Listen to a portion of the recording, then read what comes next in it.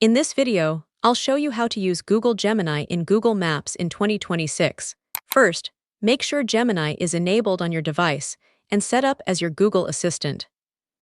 Once that's done, activate Gemini by saying "Hey Google" or by opening the Gemini app. Next, ask a question related to places or directions. For example, you can say, "Where can I get dim sum for 6 people at 8 p.m.?" Gemini will process your request and automatically open Google Maps with relevant recommendations and locations. If you want more results or need to refine your search, tap the microphone icon again and ask a follow-up question.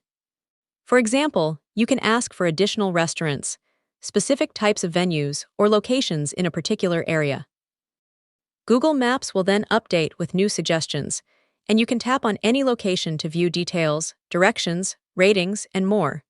And that's how you can use Google Gemini with Google Maps in 2026. If this video helped, make sure to leave a like, subscribe for more quick tutorials, and turn on notifications so you never miss a new guide.